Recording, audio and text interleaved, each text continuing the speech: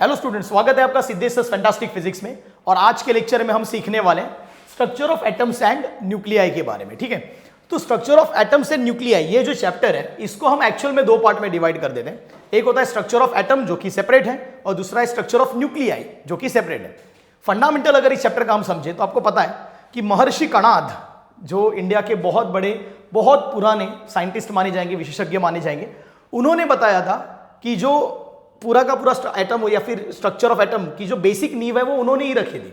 कोई भी पदार्थ जो होता है, कोई भी सब्सटेंस जो होता है, उसका फंडामेंटल जो होता है वो हमेशा, उसका जो फंडामेंटल कण होता है वो हमेशा अणु होता है, ये उन्होंने बताया था। बट खैर, उसके बाद आहिस्ते आहिस्ते आहिस्ते आहिस्ते जैसे जैसे हम क्लासिकल फिजिक्स और उसके बाद मॉडर्न फिजिक्स देखने गए, तो 19th सेंचुरी खत्म होने के बाद जैसे 20th सेंचुरी शुरू हुई, तो 20वीं सदी के शुरुआत में अलग अलग साइंटिस्ट लोगों ने एटम के बारे में सोचना शुरू किया, जिसमें आपने सीखा था कि सर जे थॉमसन हो गए, रुदरफोर्ड हो गए, जीजर मार्सडन एक्सपेरिमेंट्स हो गए, इनके जरिए एटम क्या होता है इसके बारे में जानना शुरू किया था। करेक्ट है। बट सबसे बड़ा जो ब्रेक थ्रू मिला, सबसे बड़ा जो इंपॉर्टेंट थ्योरी मिली, वो मिली बोहर की वजह से।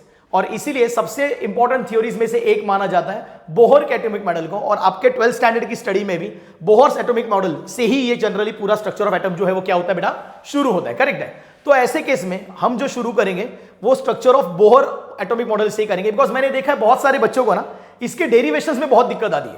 इसके डेरिवेशंस के जितने भी स्टेप्स हैं, जितने भी फॉर्मूले हैं, ये बहुत ज्यादा बड़े बड़े उनको लगते हैं कि यार ये तो बहुत बड़े हैं यार, इनको याद कैसे रखा जाए। ठीक है, जैसे कि रेडियस का जो फॉर्मूला हुआ n² डिवाइड बाय पाई, है ना। अगर आप टोटल एनर्जी की बात करते हो तो me⁴ divide by 8 ε0² h² n², तो इतने बड़े फॉर्मूले ये, तो इनको करेंगे कैसे, तो ये डाउट बच्चों के मन में आता है। तो आज हम इसी लेक्चर में इन्हीं चीजों को फन वे में और अच्छे वे में सीखेंगे। So let's start structure of atom, Bohr's atomic model in fantastic way. ठीक है, so let's start with structure of atom and nucleus का सबसे पहला part, and that is Bohr's atomic model. Okay बेटा, तो बोहर ने जो है अपने एटॉमिक मॉडल में सजेस्ट किया था कि उसने 3 पोस्टुलेट सजेस्ट किए। तो सबसे पहले हमें जो अंडरस्टैंड करना है वो है कि क्या सजेस्ट किए थे बोहर ने अपने एटॉमिक मॉडल में, कौन से वो 3 पोस्टुलेट थे जो उसने स्टडी किए थे या फिर बताए थे।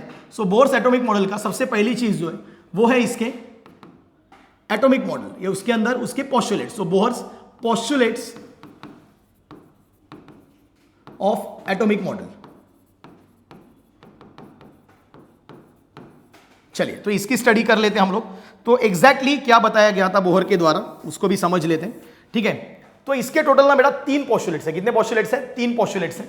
ठीक है, सो सबसे पहला पोस्टुलेट जो है उसको हम स्टडी करने जा रहे हैं। और ये पहला पोस्टुलेट काफी सिंपल है कि अगर सपोज मैं बोलता हूं कि हमारे पास एक इस तरीके से ये एक ऑर्बिट है और इसमें सपोज यहां पर ये न्यूक्लियस है। ठीक है, तो अगर ये न्यूक्लियस है और यहां पर ये ऑर्बिट है, तो इस ऑर्बिट में यहां पर इलेक्ट्रॉन जो है मूव करेगा। इस इलेक्ट्रॉन का जो चार्ज है ये तो आपको पता है बेटा, इट इज -1.6 × 10⁻⁹ कूलम इसका चार्ज होता है।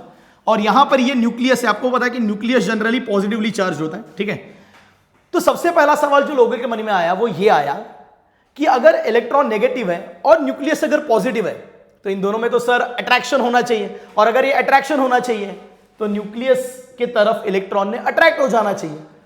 तो ये गोल गोल क्यों घूम रहा है? और अगर गोल गोल घूम रहा है, सर्कुलर मोशन कर रहा है, तो कौन है जो इसे नेसेसरी सेंट्रीपिटल फोर्स दे रहा है? आपने को पता ही होगा, चैप्टर नंबर 1 रोटेशनल डायनामिक्स में हमने सीखा था दैट किसी भी सर्कुलर मोशन को होने के लिए सेंट्रीपिटल फोर्स होने की जरूरत है। तो यहां पर ये सेंट्रीपिटल फोर्स कौन दे रहा है?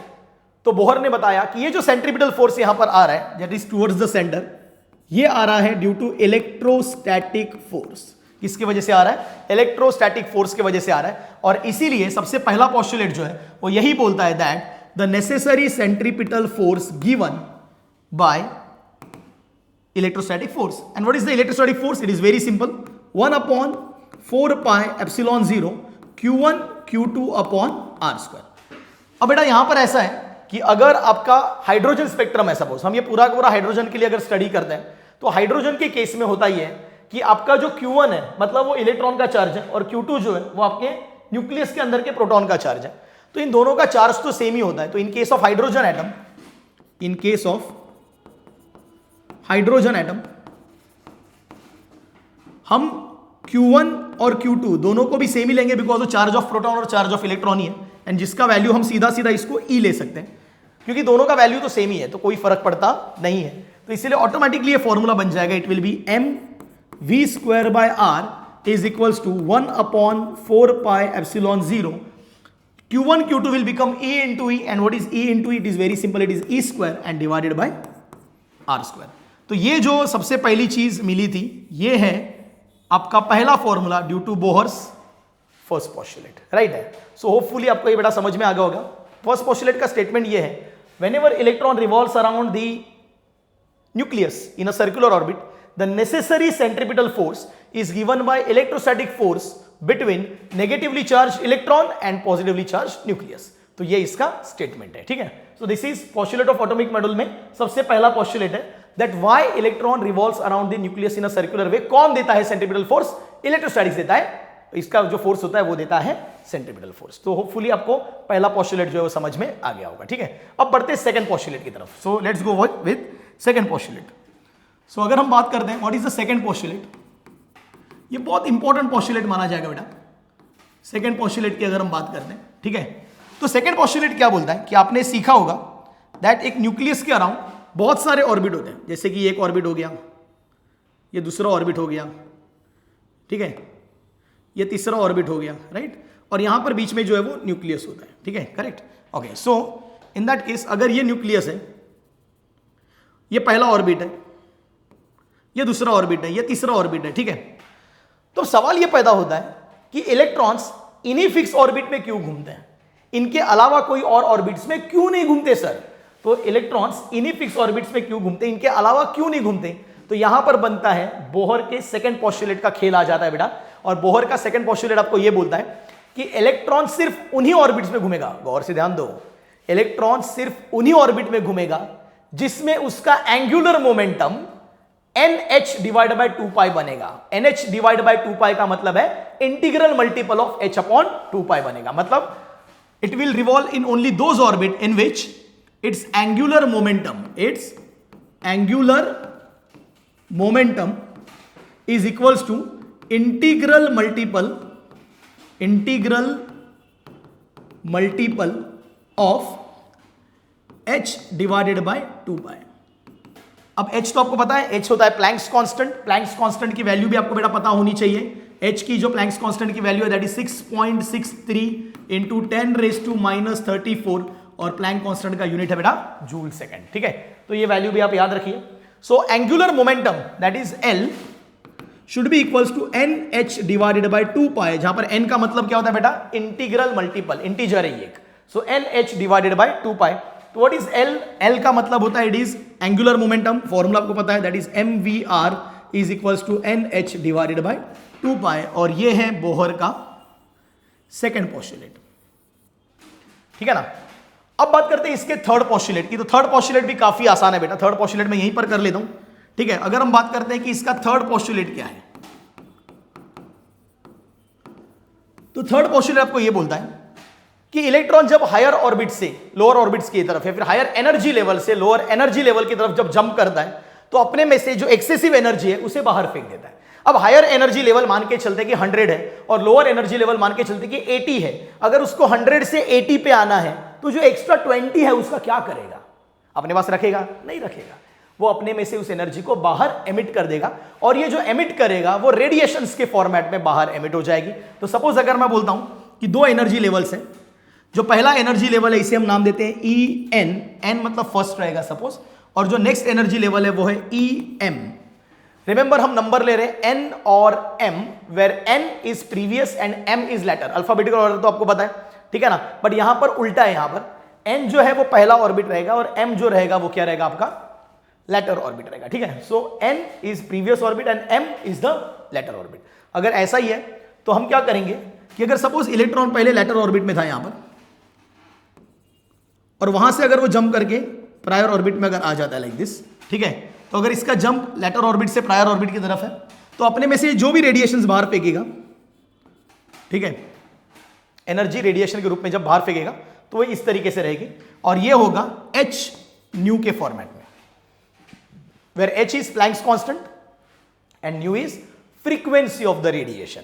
सो इसी का मतलब ये है that the difference in the energy that is EM minus En is equals to H multiplied by frequency. So EM minus En, that is difference in the energy level, is actually H into frequency. और आपको भी पता है H nu ये actually radiation energy है, ठीक है. So आप इसको ये भी लिख सकते हो that it is H into nu, but nu is C divided by lambda. Reason आपको भी पता है that because velocity of the wave is equals to frequency multiplied by wavelength. तो आप चाहो तो फ्रीक्वेंसी की जगह पे C बाय लैम्बडा भी ले सकते हो.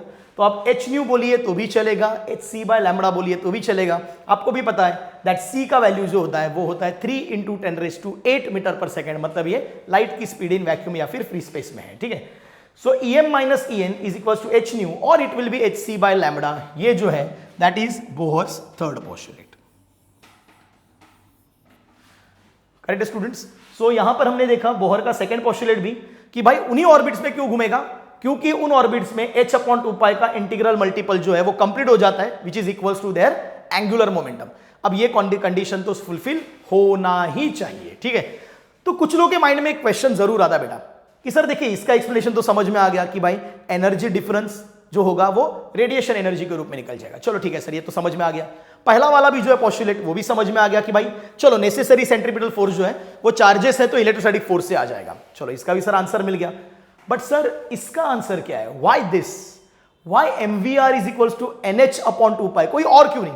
अब कोई बच्चा बोलेगा कि सर MVR इक्वल्स टू मुझे लगता है NH² डिवाइड बाय 2π होना चाहिए या फिर NH डिवाइड बाय 4π होना चाहिए. ऐसे भी माइंड में आएगा उसके. तो फिर यही क्यों, वो क्यों नहीं. तो इसका सेकंड पोस्टुलेट का बेटा मैं आपको एक्सप्लेनेशन भी देने वाला हूं, ठीक है. तो होपफुली आपको ये पॉइंट समझ में आ गया होगा. तो आप पॉज करके इसके नोट्स ले सकते हैं. सो अब आगे बढ़ते हैं, यहां से आगे की तरफ जाते हैं. So explanation of Bohr's second postulate. तो बेटा ये जो एक्सप्लेनेशन है बोहर के सेकंड पोस्टुलेट का, ये एक्चुअल में जुड़ा हुआ है एक कॉन्सेप्ट है कॉल्ड एज मैटर वेव या फिर डी ब्रोगली वेवलेंथ के तरफ.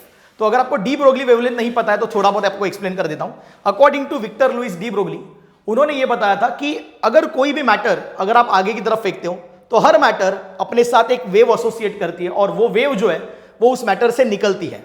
अब मैटर की स्पीड पे डिपेंड करता है कि उसकी वेव का वेवलेंथ कितना होगा. मतलब every matter under its motion emits certain waves. Such waves are called as matter waves. And ये डी ब्रोगली ने पहली बार बताया था, इसलिए उन्हीं के नाम पे इसको दिया जाता है. That is de Broglie wavelength, ठीक है. सो अगर ऐसा ही है तो मैं बोल सकता हूं कि अगर हम बोल सकते हैं कि सपोज ये कोई मैटर है, अगर ये मूव कर रहा है विद द सर्टन स्पीड तो इसके साथ एक वेव एसोसिएट होगी and that wave will be called as a matter wave. इसकी अच्छी खासी स्टडी हो जाने के बाद आपको इसका फॉर्मूला मिल जाता है that matter wave is lambda, that is wavelength of the matter wave is lambda is equals to h divided by momentum. So that is h divided by p and momentum का formula तो बेटा आपको पता ही है that p equals to mv. तो ये जो है this is equation for de Broglie wavelength और this is also called as matter wavelength, ठीक है.